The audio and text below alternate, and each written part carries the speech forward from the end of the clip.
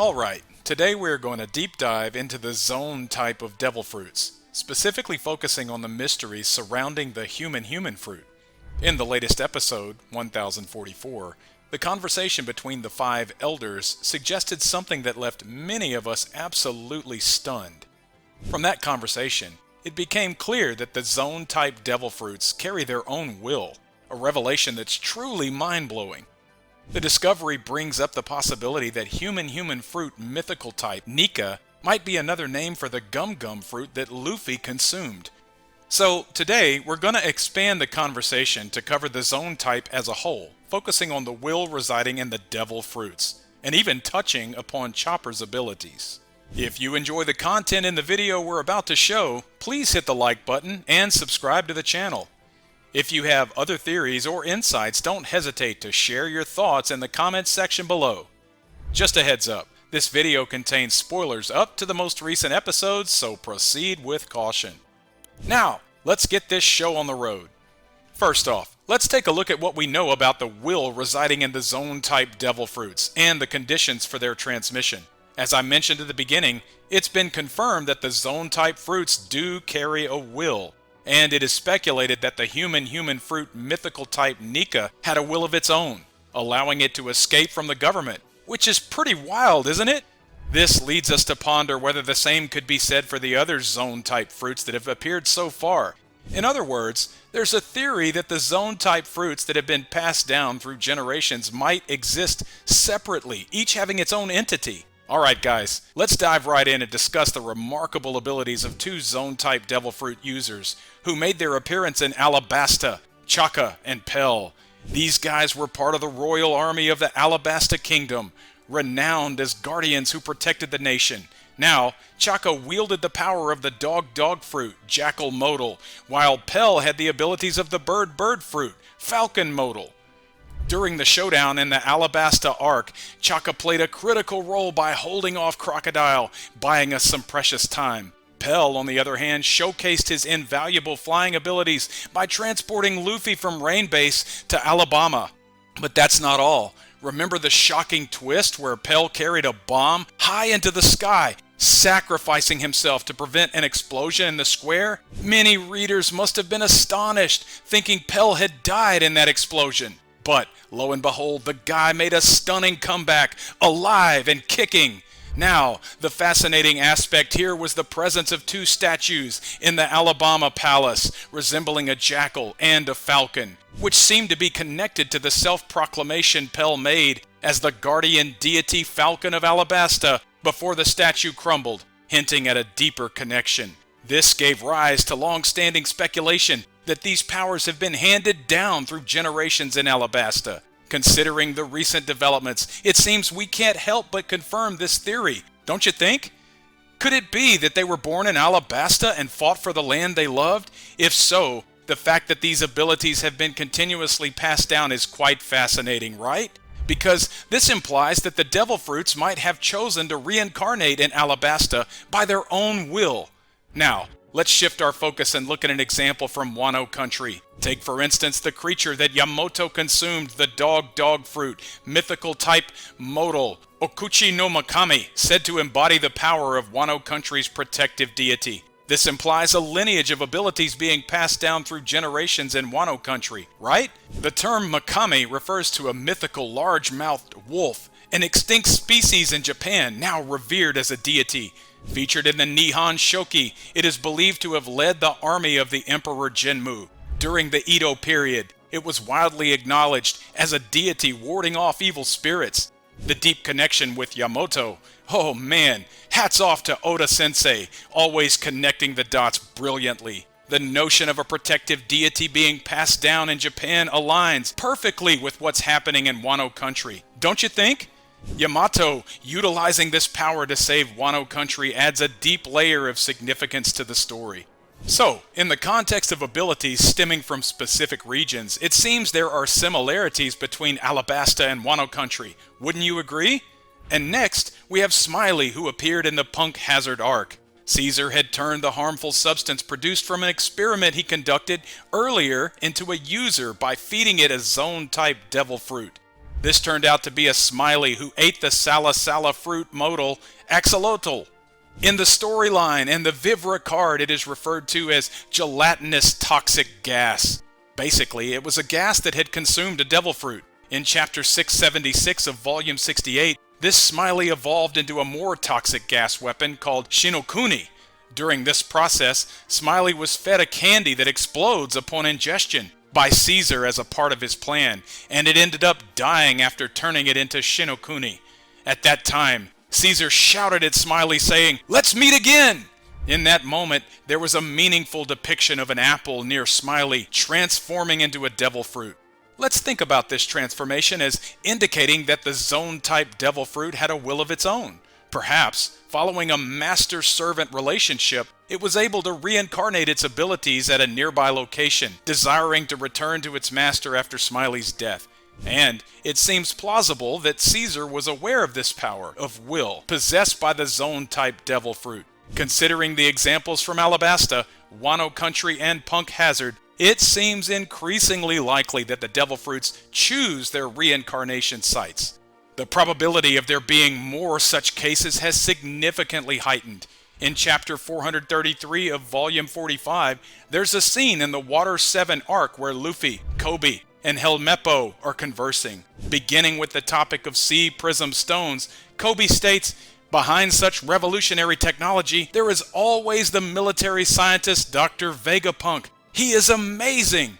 Helmeppo also commented, "Straw Hat, the devil fruit you ate, understanding the conditions for transmitting those powers, and the new technology of making objects eat the devil fruit are major accomplishments of his recent works."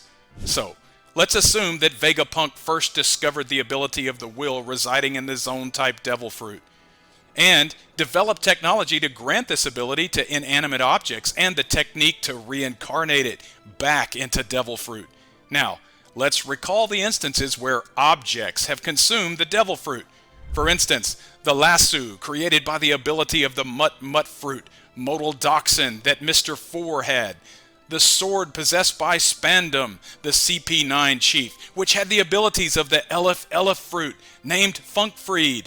Initially, these were merely objects like a gun or a sword. Since these aren't living beings, they didn't have a will. However, upon being fed the devil fruit, the will of the fruit was reflected, allowing them to move and resemble living creatures. The fact that the zone-type fruits possess a will hints that when the devil fruit was created, the original creature it was based on existed. For instance, for the dog fruit model, Jackal, a jackal which was first transformed into this ability must have existed. If it's Hayabusa Falcon, then a Hayabusa must have existed. This is because, remember the method of manufacturing the artificial devil fruit Smile? This Smile was created by extracting lineage factors from living creatures, mixing it with chemicals, and injecting it into a fruit. Caesar had established this technology, albeit imperfectly, and there were many users of this Smile ability within the Beast's pirates. As mentioned, assume that there were lineage factors from the original creatures used in the production of Smile. Similarly, it is natural to think that for the pure zone-type devil fruit, the creatures that served as models for them existed in the past. In Volume 99's SPS, it was written that there is no direct relationship between the pure devil fruit and the artificial devil fruit, but perhaps they share the similarity of having originated from existing creatures in their creation process. If so, let's consider what this means for the human fruit. One thing I want to highlight here is that all of the users of the human fruit, other than Chopper, belong to the mythical beast category. Now, when you hear mythical beast, you'd usually picture creatures that never truly existed, brought to life. For instance, Sengoku's Buddha ability or Onimaru's giant ability are not originally existent creatures. There's a theory that some unique method might have been used to bring such non-existent creatures' abilities to life. That would mean our current theories might not apply anymore, right? But remember, there's the man-made devil fruit based on Kaido's fish fruit, mythical beast model Azure Dragon. That's the very ability Momonosuke consumed, allowing him to transform into a dragon. This man-made devil fruit was developed by Vegapunk using genes extracted from Kaido. So, if there are genetic markers, then the original creature must have existed, right? Meaning, not all mythical beast abilities were based on non-existent creatures. This leads to a big question. Did the Nika model of the human fruit that Luffy consumed once actually exist? And speaking of Luffy, another name that's currently grabbing everyone's attention is, of course, Chopper. He possesses the human fruit ability, but its specific model name hasn't been disclosed yet. Of course, I believe that not all of them necessarily have a model name. But if every zone-type devil fruit is based on an existing creature, and Chopper's human fruit isn't a mythical beast type, the original model for his fruit probably had an individual name. And if that individual plays a significant role in the story, it makes sense why we haven't heard the model name yet. This is where Chopper's transformations come into play. Other zone users typically showcase their transformations reflecting their animal natures. However, Chopper, even with his human abilities, still retains a lot of his reindeer characteristics. He does change, but he's not entirely human. There's still a bit of reindeer Chopper in there. When you consider his monster point, you'll see he becomes gigantic. What if this state is closest to the original creature of the human fruit Chopper consumed? Could it be that giants or ancient giants are the models for his fruit? Now, it's believed that the Straw Hat crew might soon head to Elbaf, the land of giants. Maybe, just maybe, that's where the truth behind Chopper's human fruit will be revealed. To wrap up for today, we've been discussing the zone types, focusing on the enigma of the human fruit. That's all for today. This channel posts summaries, explanations, and ranking videos related to One Piece. If you like One Piece, we would be happy if you could support us by subscribing to our channel and commenting. Today we'll dive deep into a shocking theory about Chopper's human fruit. Ever wonder about the model of Chopper's human fruit and the secrets behind it? In the world of One Piece, Chopper's unique transformation ability has a mystery tied to the human fruit. Also, new insights have emerged about the relationship between the zone-type devil fruits and the jailer beasts of Impelled Down. This video is all about the deep dive into the model of the human fruit. If you find the theories we discussed to be convincing, don't forget to hit that like button and subscribe to the channel. And if there's something you've noticed or have a different theory, let me know in the comments. Just a heads up, this video contains spoilers up to episode 1058. So without further ado, let's get into it. Even among the zone-type devil fruits, there's a unique ability where one can transform into humans. Our beloved Straw Hat Crew's doctor, Tony Chopper, is one of the few who consumed the human fruit. Originally being a reindeer, he turned into this fascinating creature, a reindeer human. Speaking of this particular devil fruit, there are currently 4 known types of human fruit in the story. There's a mythical version consumed by the former Navy Fleet Admiral Sengoku, modeled after the Great Buddha. Then we have the one from the Wano's Fox, Anamaru, with the model of the giant monk. Another shocker was Luffy's mythical version modeled after Nika. And then there's Chopper's human fruit. Out of all these, only Chopper's human fruit remains a mystery.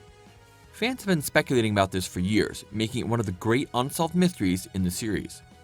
So what exactly is the model of Chopper's human fruit? Let's unravel this mystery step by step.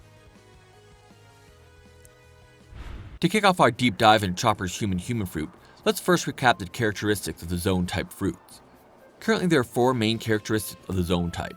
First up, they enhance physical ability, be it natural, animal, or human. Only the zone type truly enhances one's physical capabilities. Rob Lucci. As Lucci's statement suggests, consuming a zone-type devil fruit purely boosts physical prowess. Moreover, if the model is a carnivore, it is said to increase ferocity. The second feature is the ability to change forms. Zone users have a normal human form, a beast form that closely resembles the model animal, and a hybrid form that's a blend of both. The third characteristic is a harboring of will. The zone-type devil fruits carry a will, 5 elders. From this statement in episode 1044, it's evident that the zone-type fruits carry a will. Although the details aren't clear yet, the human fruit model Nika has been invading the world government for 800 years and was eventually consumed by Luffy. This led to the speculation that zone-type fruits might choose their consumer. Furthermore, the bird fruit model Falcon and the dog fruit model Jackal were passed down as guardian deities from Alabasta. Similarly, the dog fruit, model Akuchi no Makami, is said to be the guardian deity of Wano. From these examples, it's believed that zone-type fruits might even choose where they reincarnate. Last but not least, the fourth feature is the presence of a model. As mentioned, each zone type has its own model, which greatly influences the ability granted. To sum it up, the key features of the zone type are enhanced physical abilities, three-form transformation, presence of will in the fruit, and the existence of a model. These are the basics of zone-type devil fruits. Now with this knowledge, a burning question arises. Why hasn't the model of Chopper's human fruit been revealed? While numerous zone types have specified models, Chopper's remains a mystery. However, there are 4 other zone type abilities with undisclosed models. There are the mole fruit eaten by Baroque workers Miss Merry Christmas, the horse fruit consumed by Sky Island Knight Gan Falls Steed Priere, the elephant fruit eaten by Spam Damn Swords Funkfried, and the turtle fruit consumed by the lion mink tribe member Picombs. These abilities, much like Chopper's human fruit, haven't revealed their models, but there's a commonality among these 4 abilities. They all represent generic types. For instance, while the elephant fruit has the Jack of the Beast Pirates as its mammoth model, Funkfried's form without a model looks exactly like a generic elephant we picture. What's common among the other 3 fruits? They all represent generic animals like moles, horses, elephants, and turtles. Thus, there might not be a need to specify a model for these. Given this, one might assume that Chopper's human fruit might not have a model since it represents a generic human. But if we examine Chopper's human form, he's covered in fur, which is hardly typical. This suggests that Chopper's human fruit indeed has a specific model. For our analysis, it's essential to understand the awakening of the animal type abilities and the jailer beast. By firmly understanding these 2 points, the path to the conclusion of Chopper's human fruit model becomes clear. Let's delve deeper, step by step. Now there are 3 main things we know about zone type awakenings: the awakening conditions, the ability of awakenings, and the risk of zone type awakening. First, the conditions for devil fruit awakening. In episode 1046, Kaido mentioned, awakening occurs when your mind and body catch up to the ability. From this, we understand that the condition for awakening of a devil fruit is when the mind and body align with the power. Next, about the abilities of awakening. An awakened animal type user boasts exceptional toughness and healing. Crocodile. From this statement in episode 554, we learned that the jailer beasts and impelled down are awakened zone type users. When zone type users awaken, they gain incredible resilience and healing powers. Finally, the risk of zone type awakening. While reaching the stage of awakening is limited to a few and its power is immense, there's a specific risk associated with zone type awakenings. That risk is being overtaken by the animal. The awakening of zone types comes with a risk, unlike Paramecia type, being overtaken by the animal like the jailer beasts of Impelled Down. Ichiro Oda. This was published in the Jump's supplementary booklet, Road to Laugh Tale, Volume 4. So the risk with the zone type awakening is that you might be dominated by the animal spirit. Moreover, it's confirmed that the jailer beasts of Impelled Down are awakened zone type users who've been overtaken by their animal spirits.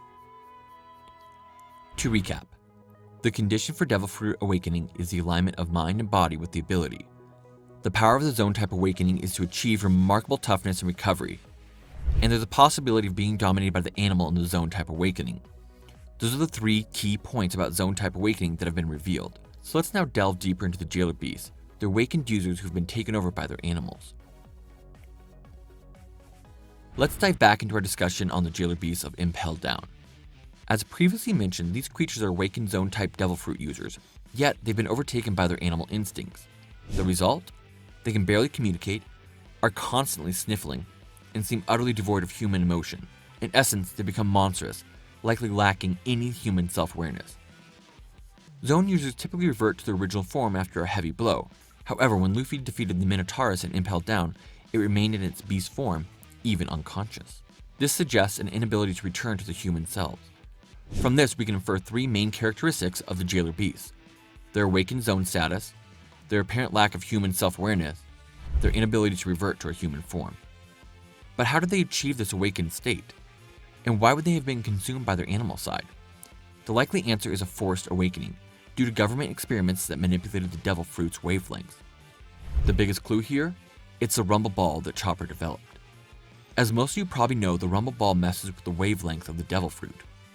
Originally, zone type abilities would only allow for 3 forms: human, half human, half beast, and full beast. But with his self-made medicine, Chopper enabled a whopping 7 transformations. However, because it's a potent and risky drug, Chopper from 2 years ago could control its effect only once every 6 hours. Taking it twice, that results in random transformations, and 3 times, boom, you turn into a monster. This monster, which we're calling Rampaging Chopper today, doesn't remember a thing during its transformation, attacking both foe and friends alike. Plus, it can't revert to its original form unless it's thrown into the sea. Sound familiar? Yep, just like the Jailer Beast. This means the Jailer Beast and Impelled Down might have been forcibly awakened through some crazy experiments that play with the Devil Fruit's wavelength. Just as Chopper became the Rampaging Chopper after downing 3 Rumble Balls, the Jailer Beast might have been awakened in a similar fashion, making their Devil Fruits go wild and forcing them to transform into their current states. So we've talked about the Awakened Zone users, the characteristics of Jailer Beasts and how they might have been awakened. Now circling back to our Rampaging Chopper. This gives us a massive hint to deciphering the model of Chopper's human fruit. Let's break it down. Both the Rampaging Chopper and the Jailer Beast have completely lost their human self-awareness and can't revert back on their own. See the connection? This leads us to a pretty interesting theory. The Rampaging Chopper might be in an Awakened Zone state, being completely overtaken by its animal side. Considering our analysis so far, this seems highly likely. Now, while the beast form should resemble the original animal, there should still be traces of the user. But the Rampaging Chopper and the Jailer Beast? No sign of their original selves. When Nami first saw the Rampaging Chopper in episode 411, she exclaimed, "I can't believe that's Chopper!" Even for Nami, who's journeyed with him for so long, it was hard to recognize him. This suggests that the Rampaging Chopper really might be in a state where he's completely dominated by the animal. When overtaken by the animal, you can say that the creature's appearance becomes the true form of the animal. So the Rampaging Chopper, when overtaken by the animal, might just be showing us a genuine animal model of his fruit. By now I hope you've grasped the idea that Chopper's rampaging form truly represents the model itself. So let's wrap this up by delving deeper into the model of Chopper's human fruit. There are 3 major traits derived from Chopper's berserk form. Firstly, as it appears, his entire body is covered in fur, which by the way is brown. Secondly, it's his massive size. Now, Chopper's height during his rampage hasn't been specifically mentioned, so we estimate his height to be around a whopping 8 meters. The third trait? He's a mythical zone type. We've been introduced to 4 human fruits in the series, all of which are mythical zone types. So there's a pretty good chance that Chopper's fruit belongs to this category as well. Alright, so is Chopper truly a mythical zone type? Let's break it down. We have 3 main criteria to consider. Is covered in brown fur, stands tall at 8 meters, is a mythical zone type. For analysis today, we've shortlisted 4 candidates: Bigfoot, Gigantopithecus, Yeti, and the frost giant Jotun. Let's go through them one by one. First up, the human fruit model, Bigfoot. Bigfoot, often classified as a cryptoid or UMA, unidentified mysterious animal, is sometimes theorized to be a remnant of an ancient humanoid species.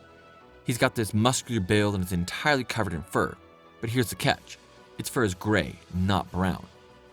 And while it's certainly big, it's said to be about 2 meters in height, which is nowhere near our 8-meter benchmark. Plus, there's this legend about Bigfoot having a super strong stench. I mean, who'd want a stinky chopper, right? So the Bigfoot model theory, let's cross that off our list. Next up, we have our second candidate, the Gigantopithecus. For those unfamiliar, the Gigantopithecus was the largest primate to ever roam the earth, covered head to toe in brown fur. But here's where the theory falls a bit short. They existed around 300,000 years ago, so they'd be a more ancient type than mythical. Based on fossil evidence, they're approximately 3 meters tall, which doesn't meet our 8-meter criterion. Even though they fit the brown fur bill, they don't seem to match the other conditions. So Gigantopithecus as a model for Chopper's fruit? Probably not. Moving on to our third contender, the Yeti. This theory has gained some traction, especially since in episode 140, after Chopper ate the human fruit and transformed, the people of Drum Kingdom shouted, "It's a Yeti! Take him down!" And considering Drum Kingdom is a snowy land, the Yeti's snowy habitat is a perfect match. While the Yeti is often depicted with white fur, some theories suggest it could just be snow sticking to its brown fur. And given its mythical status, it fits a mythical zone type. But here's the snag. A Yeti's size is about 3 times that of an average human. Taking the average human height of 170 centimeters, a Yeti would be about 510 centimeters, or just over 5 meters. Still short for our 8-meter target. So as compelling as the Yeti theory is, it doesn't quite hold up. This brings us to a fresh and exciting possibility, our fourth candidate, the frost giant Jotun from Norse mythology. Jotuns were believed to reside in Nephilim, a land of unending cold, mirroring Chopper's Drum Kingdom. Like the Yeti, Jotuns might appear white due to being covered in snow, but could actually have brown fur. Their exact height isn't well documented, but another giant from mythology, Oluwadai, stood 16 meters. It's plausible that the frost giant Jotun could be around 8 meters or even taller, and since Jotuns are mythical beings, they would be classified as mythical zone types. So based on our deep dive today, the creature that is covered in brown fur, has a towering height of around 8 meters, and is a mythical zone type, is most likely the frost giant Jotun. This theory surpasses the popular belief around Bigfoot, Gigantopithecus, and the Yeti. And as the name suggests, Jotuns were giants. Perhaps in the anticipated giant kingdom of Elbaf, where Luffy and the gang might land someday, we could get some more insight into Chopper's human fruit. That's all for today. This channel posts summaries, explanations, and ranking videos related to One Piece. If you like One Piece, we would be happy if you could support us by subscribing to our channel and commenting. Hey folks, today I'd love to delve into the awakening of the Revive fruit. Please stick with me till the end. So let's kick things off with a refresher on the powers of the Revive fruit. Our very own Brook, the musician of the Straw Hat Pirates, was the one to devour this unique devil fruit. A person who eats this devil fruit can be resurrected only once after death. Its abilities only kick in when you die, so there's no real upside while you're alive.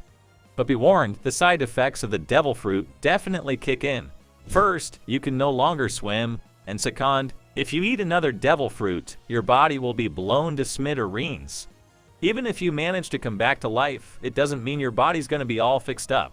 Your soul just goes back into your lifeless shell, that's it. For Brook, it took him a whole year to revive, leaving him as nothing more than a bag of bones. Initially, the Revive fruit was perceived to be somewhat of a non-ability, as it only resurrected the user once and nothing more. But, as it turns out, the true essence of the Revive fruit was beyond what any of us anticipated. It actually transforms the user's soul into a massive energy almost as tangible as physical matter.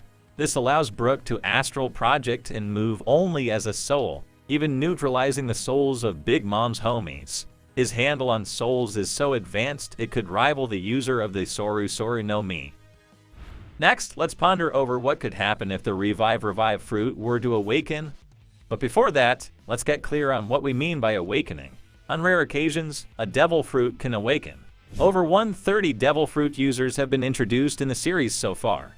Yet, only a mere 9 have been confirmed as awakened. Awakened users gain special abilities that they didn't possess before. For example, in the case of the Zoan-type users, they gain immense physical strength and healing abilities.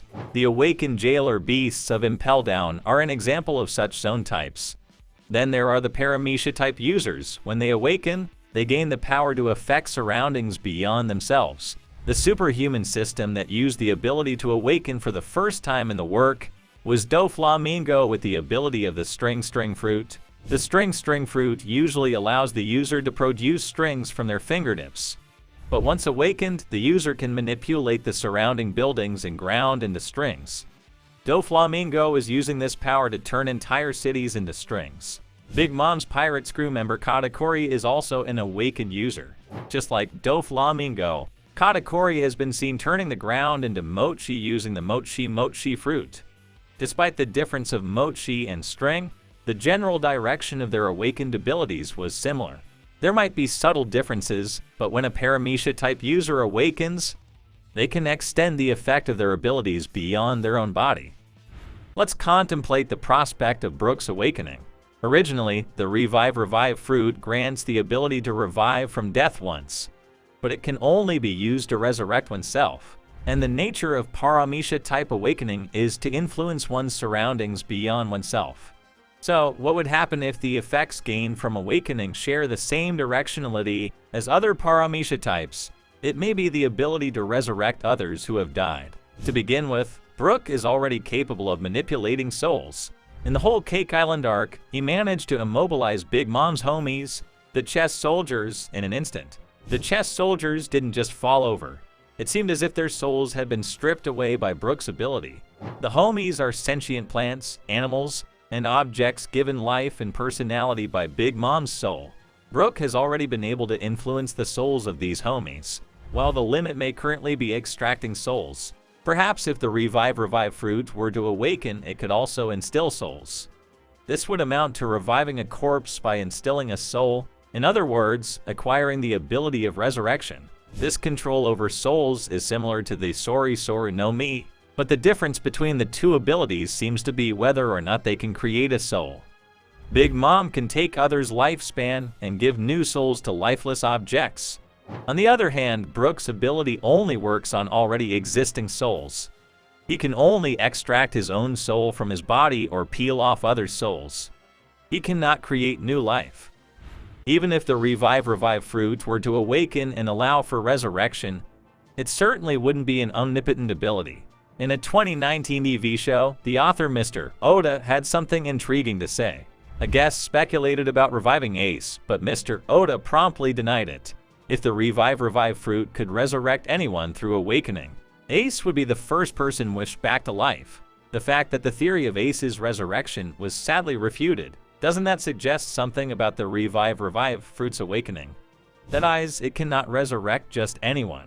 In other words, those resurrected through the revive fruit's awakening can only be people whose bodies are intact. Because someone like Brook, who is turned into a skeleton, cannot be resurrected, it would be impossible to resurrect Ace, whose body has already been buried. The revive fruit cannot repair physical damage. If you resurrect someone who has suffered a fatal injury, he would just die again. There may be a limitation where only people who died in a way that could be treated if their souls returned can be resurrected. For instance, if someone dies from hypovolemic shock, Brook could call their soul back, and Chopper could give them a blood transfusion, allowing for resurrection. While the usage limitations are strict, the number of people Brook could save with resurrection would significantly increase. From here, we delve into something more akin to speculation or fantasy than analysis. That is, when will Brook awaken? If the awakening of the revive fruit leads to resurrection, it seems likely to only come into play towards the end of the story. If resurrection becomes possible with still so much story to go, it could undermine the narrative's gravity. If someone dies, readers might think they can come back to life if Brook is around. Therefore, even if Brook were to gain the ability to resurrect the dead, it would probably only happen once, towards the very end of the series. Something like resurrecting someone who died in exchange for obtaining the One Piece seems plausible. If a member of the Straw Hat crew dies at the very end, it would leave a sour taste. But if Brook awakens, it seems likely that everyone could survive. The foreshadowing of Brook being able to manipulate souls might be a flag to avoid a bad end due to the awakening of the revive fruit. Finally, here's a summary of this discussion. Only a handful of Devil Fruit users can attain awakening. It wouldn't be surprising to see a few awakenings from the Straw Hat crew, which has now become one of the top pirate crews in all over the world. It is certain that Luffy will awaken, but it seems likely that Brook, who has the longest history of ability users in the crew, will also awaken. This channel posts summaries, explanations, and ranking videos related to One Piece. If you like One Piece, we would be happy if you could support us by subscribing to our channel and commenting. Today, we're diving deep into the hidden history of Binkusu no Sake and some mind-blowing theories around it. Hidden within Binkusu no Sake is a secret that's said to be as valuable as a whopping 10 billion berries. What's more, there are rumors of lyrics that were written but never made it to the public eye. These elusive lines have sparked some major buzz amongst fans right here in Japan. If you're nodding along with my findings, go ahead and smash that like button and hit subscribe. Got a theory of your own? Don't be shy, drop it in the comments. Heads up, this video contains spoilers up to chapter 1067, so tread with caution. Alright, let's dive in. Did you know pirates sing? Luffy, our main man Luffy, who's all about becoming the Pirate King, set out with the goal of assembling a team of 10. So far, he's got 9 incredibly unique members in his Straw Hat crew. But there was one role, one position Luffy was absolutely obsessed with. Yep, that's right, a musician. A doctor, huh? That's cool. But a musician's up first. Luffy, despite being a pirate captain, expected to face countless intense battles. Luffy was super hung up on having a musician on board. And speaking of music and songs, there's one particular tune in One Piece that jumps to mind, right? Yes, it's Binkusu no Sake. Turns out, Binkusu no Sake has a plotline so significant, it's worth 1 billion berries. There's a wild backstory to this song with lyrics that never made it to the public. And those lyrics, they hint at that thing, making it impossible to overlook its importance. Why am I focusing on Binkusu no Sake now, you ask? It's because of the big release of One Piece film Red as we enter the final arc. If you've watched the movie, you'd probably feel like it's basically a musical with all the songs and soundtracks. The movie's main character, Oda, even made an appearance at a major music festival. Songs from Oda's songs dominated the top 7 spots on Apple Music phenomenon, to say the least. And guess what? The limited edition album had a special track. Those who listened to it probably went, huh? Yep, the album features a version of Binkusu no Sake that wasn't in film Red. That's almost like the One Piece team screaming, "This song is crucial, folks." When discussing Binkusu no Sake, there's a major question on everyone's mind. Who actually created this iconic song? Given that the world government has erased numerous histories, maybe someone passed down history and truth through songs. So today, let's dive into who possibly wrote Binkusu no Sake. I've broken it down into 3 main points. Potential creators of Binkusu no Sake, its connection to the Void Century, the truths hidden in the lyrics. Let's get into it one by one. Back in the day, all pirates sang this song, in both tough times and joyful ones.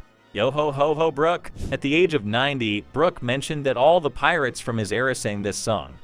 A tune called Binkusu no Sake, which was crafted and has been sung continuously since the distant past. Whether by back in the day Brook is referring to his time with the Rumbar pirates, or even a generation before him is uncertain.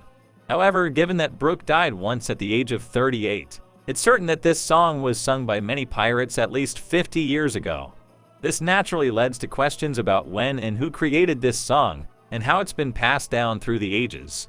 Could the unraveling of this mystery be the key to understanding the full picture of One Piece's narrative? Many theories about its author have been proposed, but today, I'll mention 2 prominent candidates. The first is the person who made a certain promise with Joy Boy. The second is Joy Boy himself. Why are these 2 names considered? Let's begin by revisiting the scene where Binkusu no Sake first appeared, and delve into the foreshadowing scattered within its lyrics. Rumbar Pirates Once in a Lifetime chorus Brook, the piano, that song, the Song of Life. Binkusu no Sake was first sung in Volume 50, Chapter 488, titled Song of Life. Leading up to it, Chapter 486 was titled Piano, and Chapter 487 was titled That Song. From this, it's evident that the author, Mr. Oda, was eagerly anticipating the official introduction of this song. Now, looking back at the cover of Volume 50, wouldn't many say, isn't Oda too much of a genius? If you examine the cover of this volume, you'll see Luffy eating what appears to be Ace's Viver card, or paper. Let me reiterate, he's eating paper or God in Japanese. Speaking of God, this brings us to Chapter 1037. Why did the world government go to the trouble of giving that devil fruit another name? Surely to erase that fruit's name from history. 5 elders. This line, spoken with urgency by one of the 5 elders, undeniably left many One Piece fans with faces akin to Enel's shocked expression. The true name of the devil fruit that Luffy ate, which the world government went to great lengths to conceal, is revealed. Zoan-type human fruit, mythical model Nika, the sun god Nika, 5 elders. Indeed, in Volume 1, Luffy had consumed the god or paper in Japanese. It's possible that as early as Volume 50, Mr. Oda might have been hinting at this shocking truth, using the volume's cover. Thus far, we've looked into the first appearance of Binkusu no Sake, the significant foreshadowing hidden in Volume 50 where Binkusu no Sake first appeared, conveys a sense that there's more to this song than meets the eye. If it's this song, I'll sing along. Lola, I know this song. Shanks and his crew sang it. Luffy, from these lines, we can gather that not only the Rumbar pirates, but also various pirate groups from the past cherished Binkusu no Sake. Given that Captain Lola of the Rolling Pirates knows the song, perhaps even the Big Mom Pirates, of which her mother is a part, sang it too. Another point to focus on here is, I thought I heard it somewhere before, a nostalgic song Robin. This fleeting panel featuring Robin's musing, easily missed by many, sparks some intriguing theories. Recalling Robin's past, she was always on the run from the world government and had affiliations with numerous pirate groups. It wouldn't be surprising if she had heard the song during her time with one of those crews. However, what stands out is Robin's expression while listening to the song. Holding a glass, she seems incredibly serene. Given that Robin constantly faced betrayals motivated by bounties, if Binkusu no Sake reminded her of her painful past, she wouldn't show such an expression. One possibility to consider is that Robin might have heard this song back in her hometown of O'Hara. Can such a thing happen in O'Hara, which is not a pirate island? One might raise this question. However, up until now, this theory had little evidence to back it up. But a new revelation in Chapter 1066. In his obsession with the Void Century, he was an adventurer seeking documents from all over the world. Vegapunk, in a flashback of Vegapunk, Dr. Clover, a leading archaeologist from O'Hara, was portrayed almost like a full-fledged pirate, even though he was called an adventurer. From this, we can hypothesize that during his adventure chasing the Void Century, Dr. Clover encountered Binkusu no Sake and sang it in O'Hara. And if, during his journey pursuing the Void Century, he came across Binkusu no Sake, this song could be related to the mystery of the Void Century. Further, the Pirate King, Galdi Roger, in Chapter 967, which depicted his last voyage to the end of the world, the Roger pirates were singing Binkusu no Sake in Tequila Wolf. I believe you now understand the importance of this song to the extent that it hardly needs any more explanation. It's now clear that major clues left for the final chapter, such as the Void Century and the Sun God Nika, are involved. Next, let's delve deeper into the meaning of the lyrics, an element that cannot be ignored when analyzing the author. So far, we've looked at the importance of the song Binkusu no Sake, but what we mustn't forget is that the lyrics of Binkusi's song were personally penned by none other than Oda-Sensei. Thus, it's obvious that the lyrics conceal critical hints. Looking closely at the lyrics of Binkusu no Sake, expressions that can be seen as clues related to important characters and settings that have appeared in the story are hidden. The 7 points I will address are: the birds sing as they draw circles in the sky. Farewell to the harbor, to my old hometown. Now the waves are dancing, beat upon the drums. Today and tomorrow are dreams through the night. Can't see the waving shadows anymore. Waving our goodbyes, we'll never meet again. Never ending, ever wandering, our funny traveling tale. The most intriguing phrase, going to deliver Binkusu no Sake, has the most crucial meaning, which I'll introduce at the end. Now let's look at the first and second points. The song of the birds sing as they draw circles in the sky, and farewell to the harbor, to my old hometown. When I first heard these lyrics, I didn't think they were that important.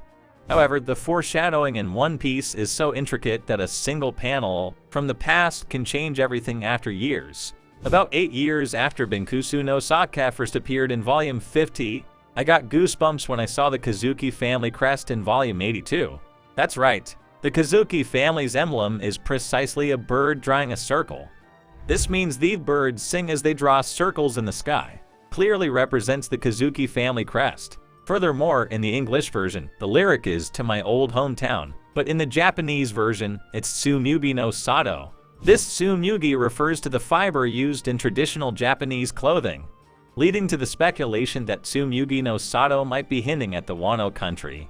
The Kazuki family were stonemasons who made the poneglyphs, and a type of poneglyph, the road poneglyph, leads to the final island, Raftel. So the Kazuki family undoubtedly plays a significant role in the ending of One Piece. It's incredible that the song hinted at two major foreshadowings in One Piece: Wano country and the Kazuki family, 8 years before their actual introduction. Next, the third point about now the waves are dancing, beat upon the drums. I hadn't paid much attention to these lyrics for a long time. No wonder, since the word drum prominently appeared 14 years after the introduction of Binkusu no Sake in Volume 103. You probably get it by now. It's the heartbeat of Luffy, who awakened the Gum Gum fruit, or rather the human fruit. Mythical Zoan model Nika. This heartbeat, described as Dawn ... is also referred to as Joy Boy's Drum of Liberation, which led to the connection between Joy Boy and Nika. If this analysis is correct, as of volume 50, it had hinted at the Drum of Liberation, Joy Boy, and Nika. Next, regarding the fourth lyric, today and tomorrow are dreams through the night, and the sixth, waving our goodbyes, we'll never meet again. These lyrics are somewhat intricate, but the phrasing suggests that the current world of One Piece is in a certain state. That state is night. To explain further, Wano country, or rather the world, is waiting for someone. Oden, I believe Luffy and his crew are the ones the Kozuki clan has been waiting for to bring the dawn to the world. Pedro, thus, the current world is in a state where night has not yet broken, and it can be interpreted that the world is longing to be liberated from this night. Looking at the lyrics of Binkusu no Sake, dreams of evening signifies dusk. Furthermore, from the expression still in it's still a moonlit night tomorrow, one can infer that the scene being sung about is also nighttime. As we've seen so far, it's conceivable that Binkusu no Sake and the Kozuki clan are deeply connected. The words Kozuki clan and dawn, as well as Binkusu no Sake and night, appear to be linked. Is it possible that so many elements coincide and intertwine by mere coincidence? Next, let's shift our perspective slightly and delve into the relationship between Joy Boy and the moon as suggested by the lyrics of Binkusu no Sake. Regarding the fifth lyric, can't see the waving shadows anymore, and the sixth, waving our goodbyes, we'll never meet again. The certain situation evident from these lyrics is separation. Thus, the waving shadow suggests someone parting from someone else, and the phrase still a moonlit night tomorrow makes one think that this separation is taking place on a moonlit night. From the relationship between Binkusu no Sake, Nika, and Joy Boy mentioned earlier, let's assume the character in Binkusu no Sake is Joy Boy. This means Joy Boy is parting from someone. Going further, this someone could be the slaves Joy Boy saved. Why slaves? We'll touch on that later. For now, we can speculate that Joy Boy's homeland is the moon. Perhaps he nostalgically remembers the moon, his homeland, as he faces the moment of separation. Also, speaking of the moon, it reminds many of Enel and his connection to the moon, a topic explored in various theory videos. In the short-term focused cover story series Enel's Great Space Mission, Enel was wandering the moon aboard the Ark Maxim.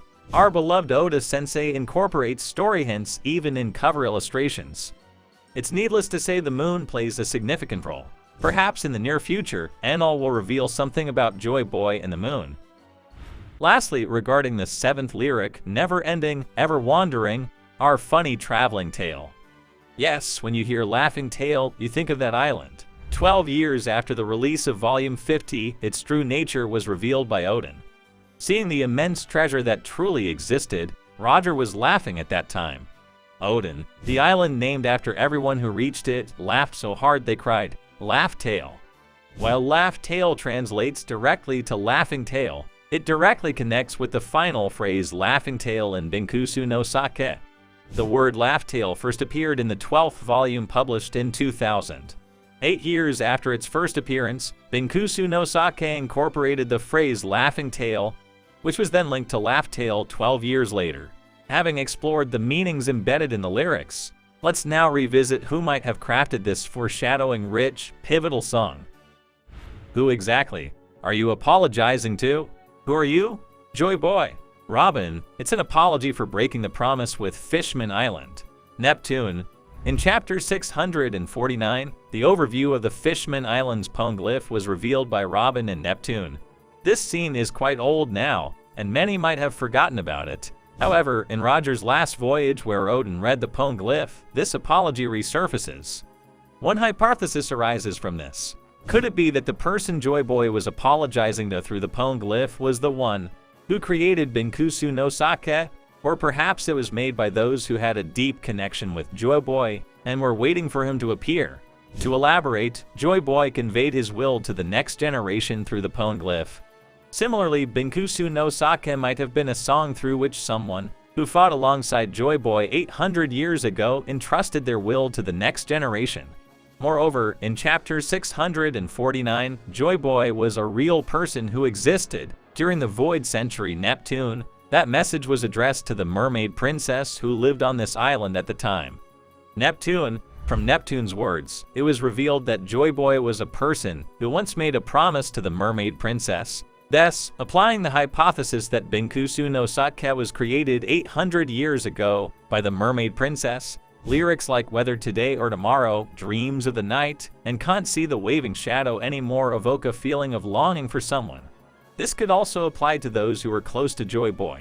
Therefore, it's possible that Joy Boy made promises not only with the mermaid princess, but also with many others. Someone from those races who made the promise might have been waiting for Joy Boy and created Binkusu no Sake as a message for future generations. Wano country number the world is waiting for a certain person.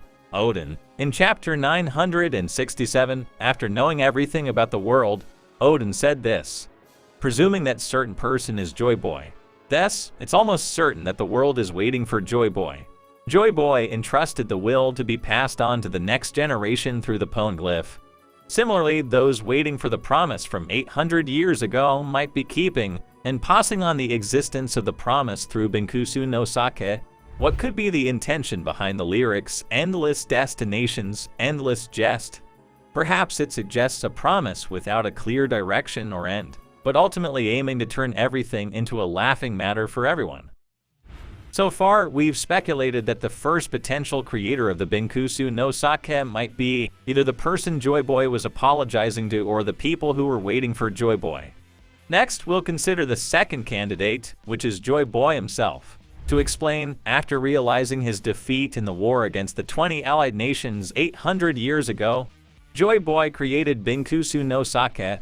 Alongside leaving the poneglyph, he wanted to leave his adventure in the form of a song to guide people to raftle and liberate the world. The basis for this claim is in how Binkusu no Sake is composed. Interestingly, Binkusu no Sake can be divided into 6 parts: Song of the Harbor, Song of Departure, Song of the Sea, Song of the Storm, Song of Farewell, Song of the Departing Ship. Just by looking at these titles, you can see it's structured like an adventure story with a beginning, middle, and end. Examining these pots closely suggests that this song is indeed an adventure tale. Let's look into each part. First, concerning the Harbor Song and Departure Song, as we've discussed so far, the birds sing as they draw circles in the sky, and Tsumugi's village indicate the Wano country. The Farewell Harbor, Tsumugi's village, suggests the place where the adventure begins after leaving Wano country. Next, regarding the Sea Song and Storm Song, this could be said to be as it is. We are pirates sailing through the sea, and the waves are our pillows. The ship our ruse clearly refer to the act of sailing itself. Now comes a storm through the far-off sky, and now the waves are dancing. Beat upon the drums conjure images of the storms inherent to the Grand Line, and the pirates who revel amidst them. Many theorists interpret as Scipia.